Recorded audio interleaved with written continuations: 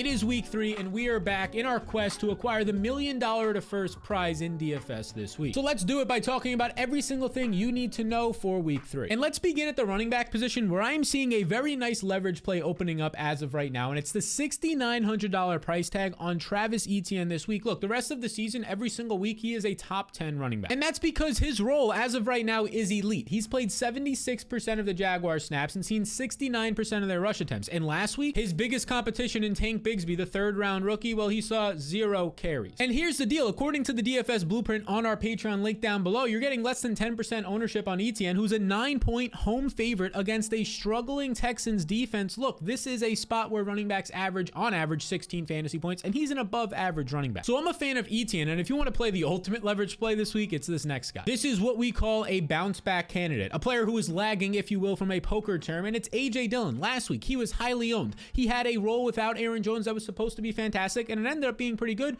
but he only scored 7 points and let a lot of people down. But here's the thing. Dillon's role was pretty good last week. He earned 16 touches on 16 opportunities, over 60 yards. He wasn't all that efficient. He didn't find the end zone, and he had to play the Atlanta Falcons. The Falcons ran the ball 45 times in that game. The clock just kept on ticking. In a normal game against a team that doesn't run that much, he's probably going to see 20 plus touches, and he probably will this week as well. So now you get Dillon $200 cheaper in a fine matchup. The Saints have been a league average run defense, and he's only 1% owned. And we'll hit on yet again another running back who is not picking up the monster ownership, not the top 5 owned guys on the week. No, these are the guys who will actually win you $1 million, and it's going to be Kenneth Walker right here, who so far this season, he's played 63% of the running back snaps and handled 67% of the rush attempts. The rookie right here, as you can see, Zach Charbonnet, not all that involved at all, playing just 27% of the snaps, a clear and direct backup. Now this week, Walker is a 6-point favorite, and in similar spots, he averages around 80 total yards and 15 fantasy points. So now we shift to the quarterback position, where as of right now, Kirk Cousins at 6,900 is my second highest projected quarterback on the entire week, not just the Sunday slate, including all the primetime games as well. And this is because he's playing in the best game environment, a 54-point game total between the Chargers and Vikings, and the Vikings are the favorites with a 28-point team total. In similar spots, Cousins averages 323 yards and over 25 fantasy points. And now let's get into some of the pieces you can stack Cousins with. The lowest owned one, and maybe the one that should automatically be put into your double stacks, is KJ Osborne, because he's only $4,000, even though he's a full-time wide receiver. I mean, check this out. Through 2 games, according to Fantasy Life, Osborne has ran 88 routes, just 5 less than Jefferson. That's 95% of the team routes. Yeah, he's probably not as good as Jordan Addison, but right now he's the guy out there more. And that has led to 10 targets through 2 games, and the Vikings are throwing a ton, the most in the league. He has real 15 to 20 point upside. And then, of course, there's Justin Jefferson. We don't have to talk too much about him, but just know that he has the second best matchup on the entire week, according to Pro Football Focus, against J.C. Jackson this week. So far, J.C. Jackson has allowed 6 catches, 120 yards, and a touchdown through 2 games just in man coverage. And Jefferson is somehow quietly averaging 155 yards this year and is now in the best game environment of the week. Now, Jordan Addison is a stacking piece who's solid if you want to throw him in there, but another player who is going to be a standout option is TJ Hawkinson, and here's the deal. He's expensive for the tight end position, and he is picking up some ownership, so I do prefer the Jefferson and Osborne stack more. But Hawkinson does rank 3rd in tight end usage, coming off a 25-point game. I wouldn't play him unless you're going to plan to put him in Cousins stacks. Now, another cheap wide receiver like a KJ Osborne that we talked about, and this guy's not picking up much ownership, is Zay Jones at just $4,500. And look, I know he put up a fat 0 last week, but he actually played better than this indicates. He missed time in this game due to injury, but he saw 3 red zone targets, and twice he just missed the touchdown by just his foot barely being out of bounds. So it could have been a huge week for Zay Jones, and we would have thought about him a lot differently if 1 or 2 of those touchdowns ended up happening. And look at this. In week 1, he played 94% of the routes.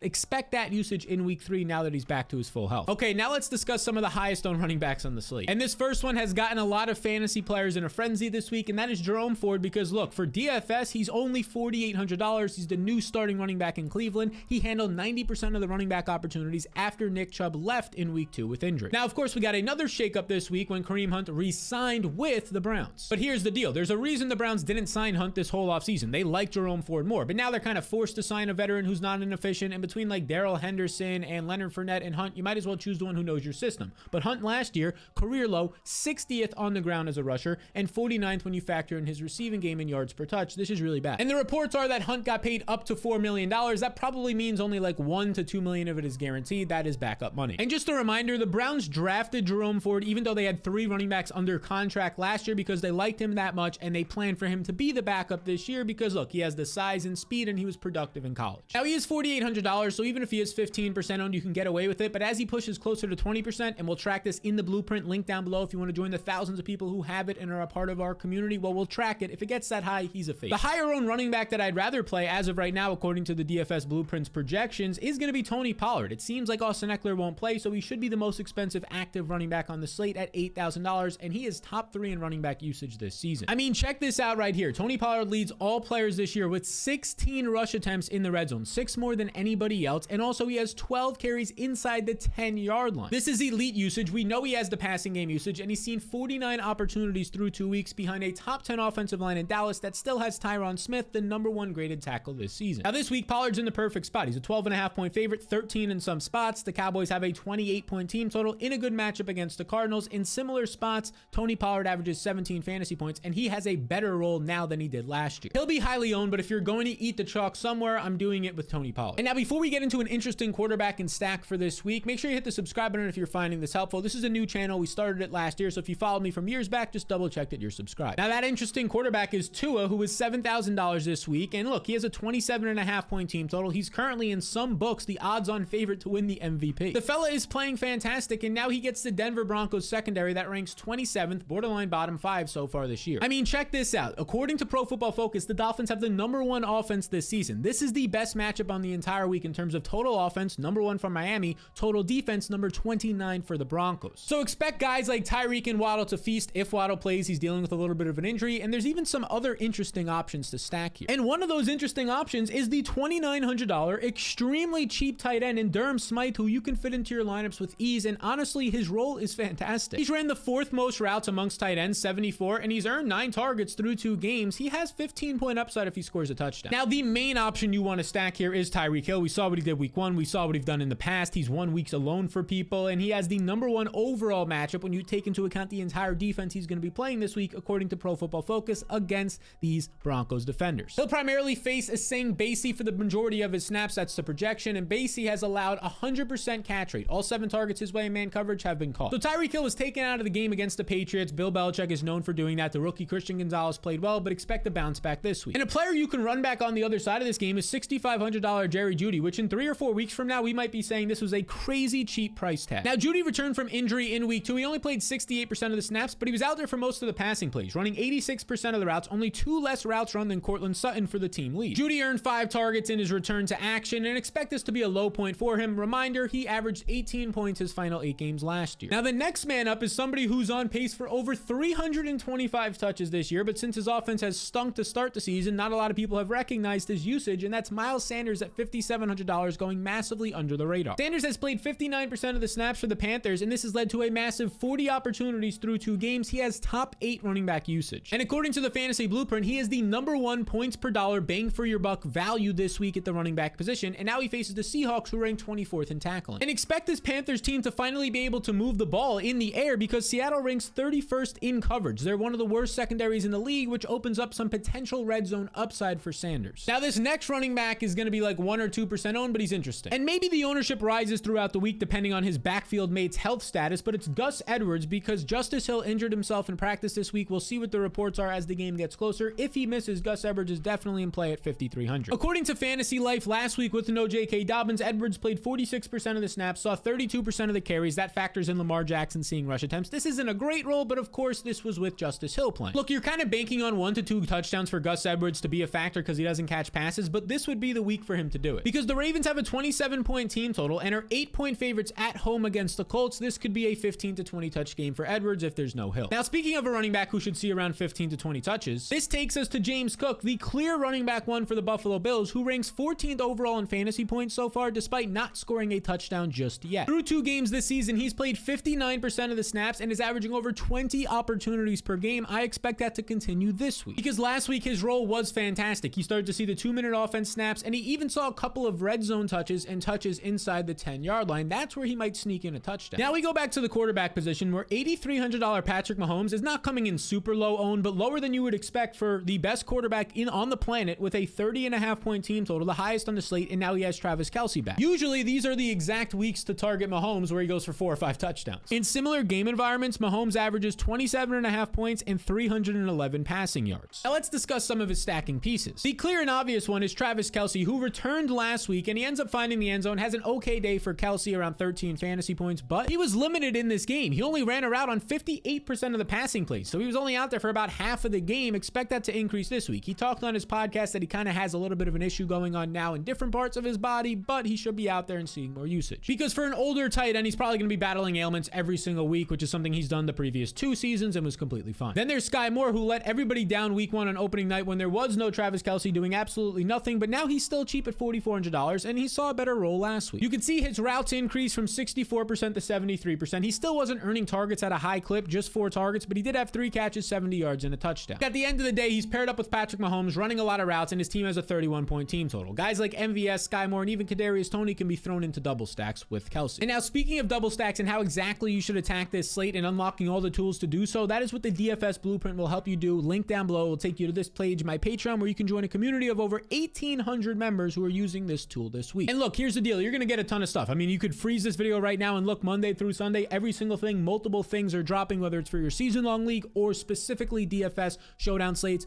ownership, a Patreon exclusive podcast, game-by-game notes, projections, all of that stuff and more. And that podcast comes out Sunday morning only for Patreons. I talk about my exposures, the best stacks, the breaking news, the leverages, the worst plays, all of that on a 30 to 40 minute podcast. So if you want to join the almost 2,000 members who are currently getting access to the Blueprint, you could scan the QR code on the screen or click the link in the description below. Now let's move back to the wide receiver position, where I'm calling out $6,200. I don't know how this guy is this cheap. Michael Pittman, who's averaging like 10 targets a week despite having to play with 2 different quarterbacks the first 2 weeks of the season. That is a testament to this Shane Steichen-led offense. Shane Steichen is a new coach for the Colts, who coached for the Eagles last year and made things easy on Jalen Hurts, and now he's making things easy on both Gardner Minshew and Anthony Richardson, the rookie, the quarterbacks who have played this year for the Colts. Pittman is 6th in wide receiver usage. I'm buying into Pittman and Shane Steichen. Now, a guy I want to talk about is a dude who is an absolute stud wide receiver, but he's coming in with significantly less right now ownership than the other studs on this slate, and it is CeeDee Lamb, who the headlines have been stolen by the defense. Even Travion Diggs now tearing his ACL. It'll continue to steal the headlines, but Diggs is playing fantastic. In week 1, Lamb posts 4 catches on 4 targets for 77 yards. He only plays like 2.5 quarters due to a blowout. And then in week 2, against what is supposed to be his most difficult matchup on the year against the Jets, well, he puts up 13 targets, 143 yards on 11 catches. So Lamb is absolutely elite, but he's not priced like the other guys. He's below $8,000 compared to Stephon Diggs, Tyreek Hill, and Justin Jefferson, and all those guys are picking up, 12 to 15 to close to 20% ownership when CeeDee Lamb is hovering around 10%. Now, he's an interesting leverage play. Another guy on his team, if Brandon Cooks plays this week, look at him, because he's only 1% owned in this good matchup against the Cardinals with a nice team total. He could be an ultimate leverage play, maybe even in a Dallas double stack. And speaking of ultimate leverages, you now have Kyle Pitts under $4,000 because he hasn't done much through the first 2 weeks of the season, but he's still seeing an elite role. These are the leaders in tight end route rate this year, how often you're running a route when your team is in a passing play. Durham Smythe for Miami, number 1. We talked about him earlier. Kyle Pitts, number 2 at 92%. So last week it was Drake London getting there when this team was running 45 times, and just as easily this week it could be Pitts for 15 to 20 points. He's cheaper with lower ownership. He's in play. Now, another guy who's in play is Justin Herbert, because he's in the ultimate spot for quarterbacks. He is in a spot where you are a slight underdog with the best team to or game total on the slate at 55 points, which means you should throw more. Now, it seems like Kellen Moore, the new offensive coordinator, is just going to take advantage of his opponent's weaknesses. Week 1, it was Miami's run game. Week 2, it was the Titans secondary. This week, it could be the Vikings run game. But this could be a little bit skewed. You could see Minnesota ranks 31st in run defense. I don't really think they're this bad. They just ran into a great Eagles offensive line last week on a short week on the road when DeAndre Swift just absolutely tore them apart. So based on the game environment, a historically good one, and no Eckler, we know it's going to be a condensed offense with Keenan Allen and like Mike Williams. Yeah, he's in play, Justin Herbert. Now, this one you have to watch the injury news, but I want the starting running back here no matter what. Assuming you're not playing a Chiefs stack, then I want to go ahead and get the running back from that team. I don't want to put the running back in the stack, but Isaiah Pacheco as of right now dealing with an injury, but if he plays at $5,400, he's a 13-point favorite against the Bears, who have been an atrocious tackling team so far. He is massively in play. And last week we saw his role increase, just 47% of the rush attempts week 1, 63% last week, and in games where he is a big favorite, he averages 90 total yards and over 17 touches. Now, we talked about some cheaper wide receivers earlier, your Sky Moores, your Zay Jones. This guy's even cheaper, and he's the wide receiver 1 for his team. And that is a $3,800 in a brutal matchup for sure, but Devontae Parker, who debuted last week. And despite coming back from injury, it didn't look like he was injured. He played 100% of the passing plays, running 100% of the routes, over 20% more than any other wide receiver and player on this Patriots team. This led to a solid 8-target performance. He put up, 12 fantasy points or so, and now dating back to last year, Devontae Parker has been a top 20 fantasy producer when healthy. Another nice little leverage play. He might pick up some more ownership, but right now it's pretty modest. Is $5,400 Zay Flowers, the rookie in Baltimore, in an elite matchup against the Colts secondary. Look, in week 1, Zay Flowers put up a 50% target share. He earned 50% of Lamar's targets, the second rookie ever to do that in a debut. And then last week, this dropped when Mark Andrews returned, but this should be expected. Zay Flowers is still seeing a strong role as the wide receiver 1 through 2 weeks. Check this out. He's ran the most routes on the team, 62 routes, and his targets, 15 targets, are more than double any other wide receiver. Now, I know Odell left early in that game, but still, he has 8 more than anybody else. And oh yeah, now he takes on the Colts number 29 secondary. There's going to be a big play in this game for Flowers. Now, one more cheap tight end if you don't want to play Durham Smythe to consider, who's not going to be owned at all, is Kylen Granson on the opposite side of that game. Maybe you do a skinny stack with Zay Flowers and Kylen Granson, just $3,100, and there's still no Jelani Woods, so Granson's been the starter. And as the starter for this team, he's by far ran the most routes. He's ran over 30 more than any other tight end, and it's led to 10 targets for him through 2 games, and that's with his starting quarterback being injured last week. So if you're looking for a cheap leverage tight end who's going to run around 25 routes, see 5 or 6 targets with touchdown upside, that's Granson. So this is everything you need to know for week 3. But if you want to know even more, everything that you need to know heading into the weekend, strategy, the podcast, all of the updates to the projections, check out the DFS blueprint.